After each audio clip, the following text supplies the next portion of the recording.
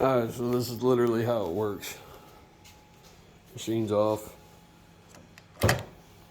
Yep, this is the shapeoko 5, but it works the same for all the shapeoko systems. Start the machine up, come over here, start carbide motion, connect the cutter, wait for the busy set to go off, initialize.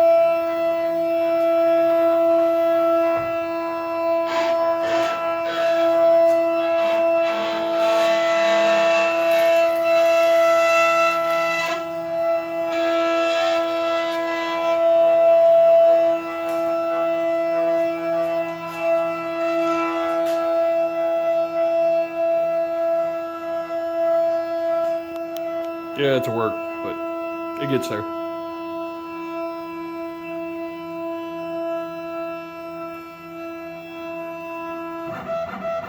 Alright.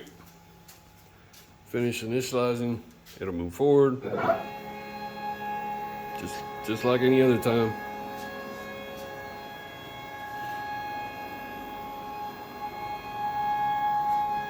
I've got bit setter enabled on my system.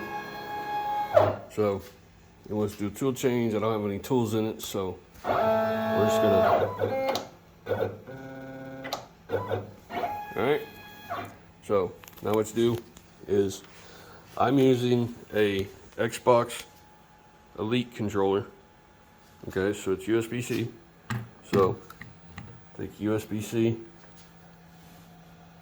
plug USB-C in. I'm doing this by one hand because I'm recording on my phone. Take your other end of USB-C. Well, that's not supposed to happen. But anyways, take your other USB-C and plug it in right here or to any USB-C plug.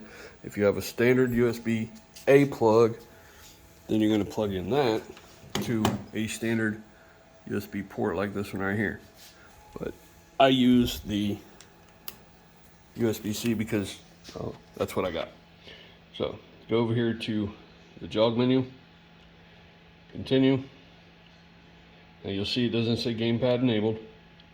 So I back out into run and then go back into jog. Boom, gamepad enabled. Now you go over here and watch.